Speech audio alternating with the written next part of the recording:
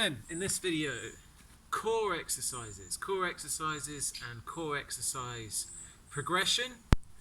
Where do you start? Where's the right starting point for you? And how do you progress the exercise in time to make it slightly harder and to make it fit for you as you progress, as your core stability increases? First up to mention, obviously, core stability exercises. In terms of core stability muscles, any muscle that's job is to hold you in place. When we say core stability or core stability muscles, that's what we essentially mean. Any muscle that's job is to provide or to support the frame of the body. There we go. Okay, so in terms of where to start, if in doubt, if you want to start sort of at the beginning, if you want a great kind of very low impact core exercise, then you can't really go wrong with the bridge. The bridge essentially is lying on your back, knees bent, this position here, arms by your side, shoulders unshrugged and just lifting from the hips, tightening through backside, tightening through stomach, lifting through the hips, lowering the hips before the hips touch, squeezing back up again. And obviously doing as many of those as you can do with good technique. Another exercise is quadruped. I think it's got a few other names, bird dog. I call it a quadruped anyway. That's how I learnt it many years ago. Quadruped involves basically being on all fours. To be able to keep the back flat, what I would imagine is that you've got a glass of water on your back and you're trying not to let the water spill. It's a great way of remembering the quadruped. Remembering to keep your back flat. From here, I'm essentially going to challenge balance a little bit. Now, as you'll see with this and with the plank exercises coming up, the distance between your hands and your knees, the closer they are, the more stability you've got, essentially the easier it is. So with this one, with the quadruped, all I'm going to do is raise the opposite arm and the opposite leg. I'm doing it nice and controlled. And that's succession there. I'm trying to keep the knee stiff and just push the sole of the foot back. So again, I'm involving the backside muscles. And by being unstable in this position here, the deep stomach muscles have also got to come in play to support me.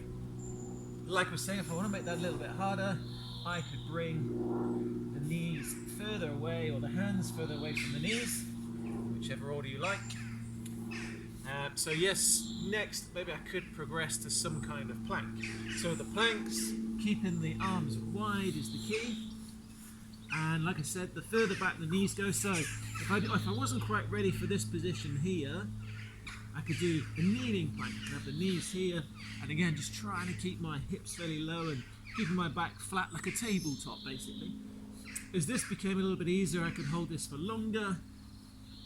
I can move the knees back until eventually, and I'm really trying to draw in and tighten my stomach until eventually I'm in that position there. Now with the planks, I'm not a fan of just holding a plank. If your concentration goes, or if it gets harder, that starts to happen. And when that starts to happen, it's making the muscles of the back work a little bit harder. Hence, every plank exercise that's in the videos, in the programs, is got some kind of movement as well. Because if you're in this position here, whether you're kneeling, let's say you're going into what's called hip extension or lifting one leg up, you've got to think more about keeping yourself in the right position. And if I'm here, same thing. If I'm moving, less chance that's going to start happening as if it would if I was holding it. So that's how to progress the planks. Start there first, if it's been a while since you've done one, and then eventually bring the knees down and come into this position here.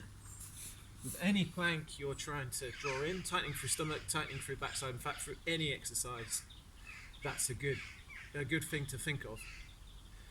Okay, however, I'm also quite a fan of doing reverse planks, and in fact reverse planks have kind of become my go-to exercise.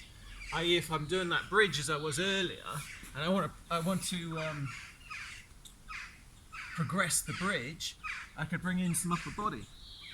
So from the bridge position, I can have my arms out and driven into the ground. And as I'm lifting my hips, I'm also really kind of using my upper back by pressing my arms and squeezing my shoulder blades together. Controlled on the way down, my head is rested, and I'm squeezing back up again. So if I want to progress that to a sort of reverse bridge affair, then the further my legs go down, and there what I'm doing is lifting my hips off, and I'm squeezing my arms to use the upper body as well, holding that position. If I want to progress that into a kind of more challenging reverse bridge, then I do this with my knees almost straight, and from there I can lift up. I'm driving down my arms and tightening through my stomach, tightening through backside, and holding that position there. So that's a reverse bridge. And essentially, even if I get tired and fatigued, my hips will head down there, so I'm still tightening through here, and there's not that much pressure on my back. So that's another reason I like reverse planks. But essentially a reverse plank works every single muscle through the back of the body. And if you imagine how we are in everyday life, you know, if you work at a computer, if you drive, if you read, it's all shoulders forwards. Anything that promotes strengthening, you know, the upper back, the glutes, the deep stomach is a great idea, and it's almost the reason why we should include core type exercises. We kind of get those muscles that hold us in place working before we go on to the rest of the workout. Another one, if you're, it's more sort of upper body, if you find your shoulders are rounded, I can lie on my front, my thumbs stay up, my arms are there, and then squeeze the arms back into that position there. So that's a lying cobra. My upper body's just off the ground, and I'm squeezing my arms back as far as I can, keeping my thumbs up.